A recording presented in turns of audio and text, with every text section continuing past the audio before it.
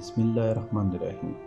اب بھی وہ دن یاد آتا ہے تو جی کانپ جاتا ہے۔ ان دنوں میرے بیٹی اسمیر کی عمر 11 برس تھی اور وہ چھٹی کا طالب علم تھا۔ میرا بیٹا کلاس میں ہوشیار اور لائق تھا۔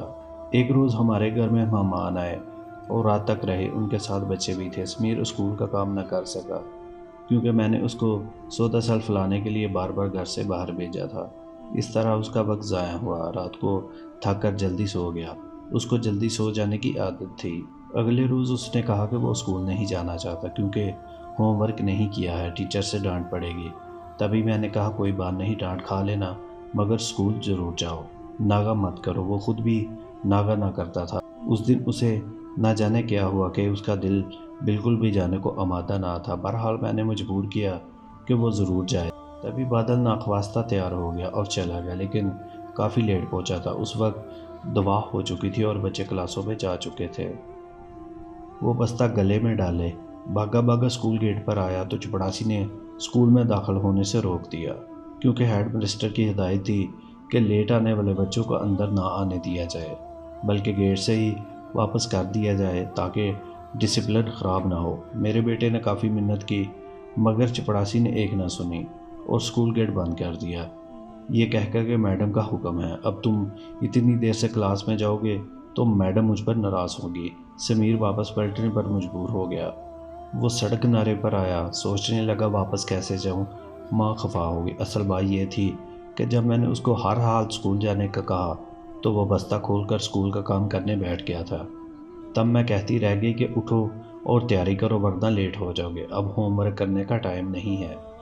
مگر اہانت سے بچنے کو اس نے میری بات نہ سنی اور جلدی جلدی ہوم ورک پورا کرنے کے بعد ہی یونیفارم پہنا اور ناشتہ کیے بغیر گھر سے نکل گیا۔ جو بس اس کے اسکول کو جاتی تھی وہ ہمارے گھر کے پاس سے مل جاتی تھی۔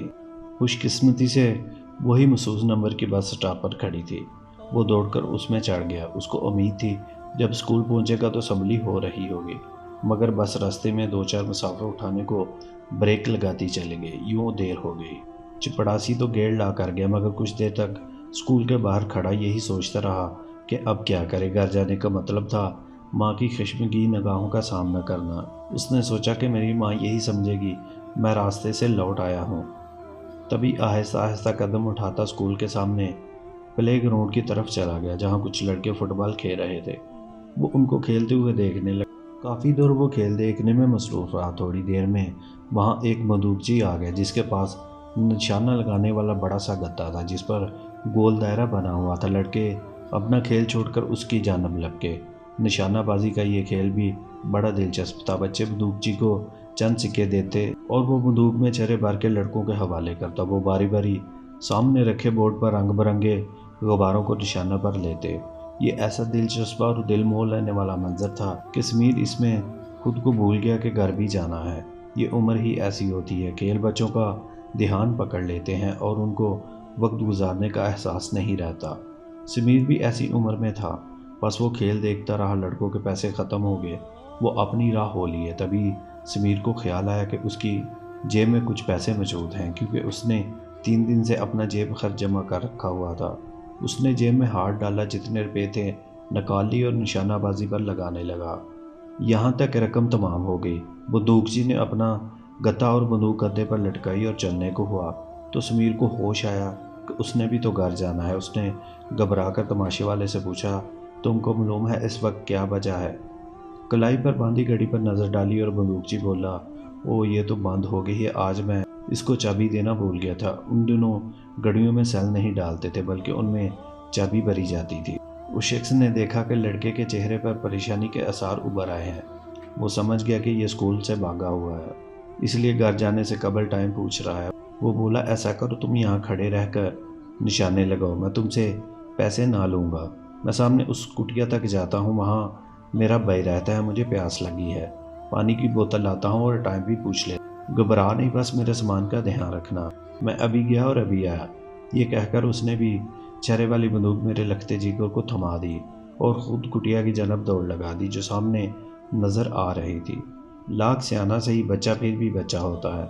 بندوق ہاتھ میں آتے ہی وہ پھر سے نشانہ بازی میں مصروف ہو گیا، یہاں تک کہ تھک گیا۔ چرے بھی ختم ہو گئے۔ اس کو جمائیاں آنے لگی، پیاس بھی محسوس ہونے لگی۔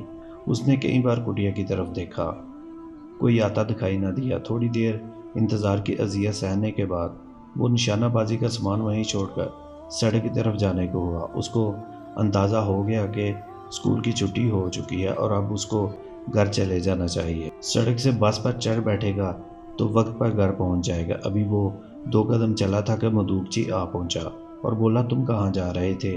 میرا سامان چھوڑ کر اپنے گھر جا رہا ہوں، سمیر نے جواب دیا۔ اس وقت کیسے جاؤ گے؟ اسکول کی تو کب کی چھٹی ہو گئی ہے، اب دوپہر کے 3 بج رہے ہیں، جبکہ اسکول کی چھٹی 2 بجے ہو جاتی ہے۔ میں جانتا ہوں تم کو تو کافی دیر ہو گئی ہے۔ ہاں، تمہاری وجہ سے۔ کیا پیدل جاؤ گے؟ نہیں، بس پر سامنے سڑک سے مل جائے گی۔ بس کا کرایہ تمہارے پاس ہے؟ نہیں۔ سمیر کو فوراً یاد آیا کہ اس نے سارے پیسے تو نشانے بازی میں لگا دیے تھے۔ تبھی نفی میں سر ہلایا۔ اچھا، ایسا کرو کہ تم میرے ساتھ اس کٹیا تک چلو، وہاں میرے بھائی کا رکشہ موجود ہے، وہ تم کو تمہارے گھر چھوڑ کر آئے گا اور کرایہ تم اپنی امی سے لے کر اس کو دے دینا۔ سمیر متفکر ہوا، بندوقچی صحیح کہہ رہا تھا، بغیر کرایہ وہ بس پر نہ جا سکتا تھا۔ تبھی اس چلاک آدمی نے میرے بیٹے کو باتوں میں لگایا اور وہ اس کے ساتھ کٹیا تک جانے پر راضی ہو گیا، جہاں ایک رکشہ کھڑا نظر آ رہا تھا۔ میرے شوہر 3 بجے گھر آ جاتے تھے اور سمیر باپ سے بہت ڈرتا تھا۔ اس نے سوچا، اور دیر ہوئی تو والد سے مار ہی نہ پڑ جائے، کیا بتائے گا کیوں دیر سے گھر پہنچا ہے۔ بس اس نے اسی میں عافیہ جانی کے رکشے میں گھر چلا جائے گا۔ اس کو سوچتا دیکھ کر اس شخص نے کہا، بیٹا ٹائم ضائع مت کرو، پہلے ہی تم کو بہت دیر ہو چکی، بس اب تم جلدی سے گھر چلو۔ بس میں جانا چاہتے ہو تو یہ لو کرایہ، بس پر چلے جاؤ، لیکن بس میں اور بھی تم کو دیر ہو جائے گی، بہتر ہے کہ میرے بھائی کے رکشے میں چلے جاؤ۔ تمہاری مرضی ہے۔ بچے نے اس آدمی کی بات کا اعتبار کر لیا اور وہ رکشے میں بیٹھ گیا۔ رکشے والے کو گھر کا پتہ دیا۔ جو ہی وہ رکشے میں بیٹھا، بندوقچی نے پانی کی بوتل اس کو تھما دی اور کہا، اگر پیاس لگی ہے تو پانی پی لو۔ پیاس تو واقعی اس کو لگ رہی تھی، کیونکہ بہت دیر تک گرمی میں وہ میدان میں کھڑا رہا تھا۔ اس نے بوتل منہ سے لگائی اور سیر ہو کر پانی پیا۔ پانی ٹھنڈا تھا، لہٰذا اسے پیاس بجھانے کا لطف آ گیا، لیکن اس کے بعد نہ جانے کیا ہوا، اسے نہیں معلوم۔ بس ہوش آیا تو وہ ریل گاڑی کے ڈبے میں موجود تھا، جس میں سواریاں نہ تھیں بلکہ بس 2 شخص اس کے پاس بیٹھے تھے۔ دراصل یہ اسپیشل ڈبہ تھا جو انہوں نے ریزرو کروا لیا تھا۔ سمیر گھبرایا، لیکن وہ سمجھ گیا کہ یہ لوگ اس کو اغوا کر کے لے جا رہے ہیں۔ اس نے قبل ایسے واقعات اور باتیں سن رکھی تھیں۔ وہ ایک ذہین لڑکا تھا، سوچنے لگا، شور مچایا تو یہ لوگ اس کو خاموش کر دینے کا انتظام بھی جانتے ہوں گے۔ یہ سارا کام سوچ سمجھ کر ہوا ہے تو اس کو بھی سوچ سمجھ کر رہنا ہوگا۔ جب گاڑی کی رفتار دھیمی ہوئی تو وہ جان گیا کہ اسٹیشن آ گیا ہے۔ تبھی اس نے ٹوائلٹ جانے کا اشارہ کیا۔ ان میں سے ایک اس کو ٹوائلٹ لے کر گیا اور خود باہر کھڑا ہو گیا۔ ریل گاڑی ٹھہری ہوئی تھی۔ اس نے گردن نکالی اور دیکھا سامنے اسٹیشن ہے جس پر میاں چنو لکھا ہوا ہے۔ اس کو یاد آیا کہ اس کی خالہ میاں چنو میں رہتی ہے اور پچھلی چھٹیوں میں وہ ماں کے ساتھ اس کے گھر جا چکا تھا۔ یہ خالہ اسکول کی ہیڈ مسٹریس تھیں، اسے اسکول کا نام بھی یاد تھا۔ بس ٹوائلٹ سے نکلتے ہی اس نے پیچھے مڑ کر نہ دیکھا اور نگرانی کرنے والی کی پرواہ کیے بغیر ریل سے باہر چھلانگ لگا دی۔ وہ ریل کے کھلے دروازے پر سے کود پڑا۔